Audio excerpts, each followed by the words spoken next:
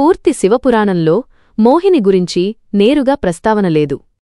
మోహిని అవతారం విష్ణువు యొక్క అత్యంత ప్రసిద్ధ రూపాలలో ఒకటి. ఇది భాగవత పురాణం, విష్ణు పురాణం మరియు ఇతర హిందూ గ్రంథాలలో వివరంగా వర్ణించబడింది.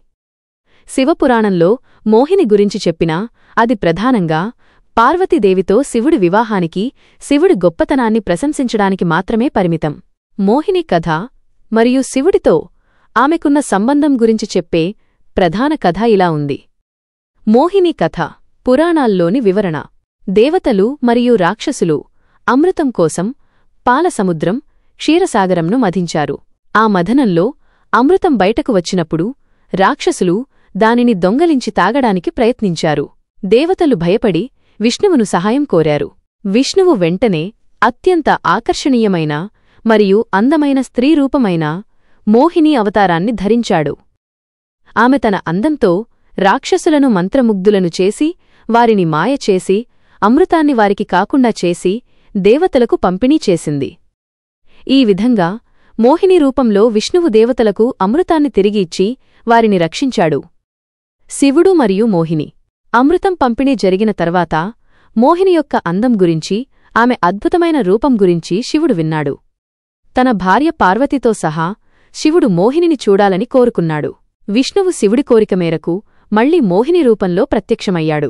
మోహినిగా ఉన్న విష్ణువు యొక్క అద్భుతమైన అందాన్ని చూసి శివుడు ఆ రూపానికి ఆకర్షితుడయ్యాడు.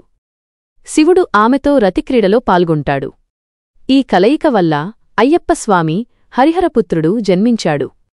అయ్యప్పస్వామిని హరి విష్ణువు మరియు హర శివుడు ఇద్దరి కలయికగా భావిస్తారు. శివపురాణంలో ఈ కథ యొక్క ప్రాముఖ్యత. శివపురాణంలో ఈ కథ ప్రస్తావించబడినప్పుడు దాని ముఖ్య ఉద్దేశ్యం శివుడి శక్తి మరియు గొప్పతనాన్ని చెప్పడం. శివుడు బ్రహ్మాండంలోని ప్రతి శక్తికి ఆకర్షించగలిగే శక్తిని కలిగి ఉన్నాడని మరియు ఆయన తపస్సును కూడా మోహిని యొక్క అందం కదిలించలేకపోయిందని కొన్ని కథలు చెబుతాయి. అయినప్పటికీ ఇతర పురాణాలలో శివుడు మోహినితో కలయికలో పాల్గొన్నాడని స్పష్టంగా చెప్పబడింది. ఇది విష్ణువు మరియు శివుల మధ్య ఉన్న అద్భుతమైన సంబంధాన్ని మరియు వారి ఏకత్వాన్ని సూచిస్తుంది.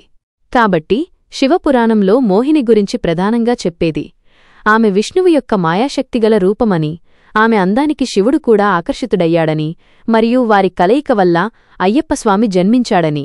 ఇది శివుడు గొప్పతనాన్ని మరియు విష్ణువుతో ఆయనకున్న ప్రత్యేక సంబంధాన్ని సూచించడానికి చెప్పబడిన కథ.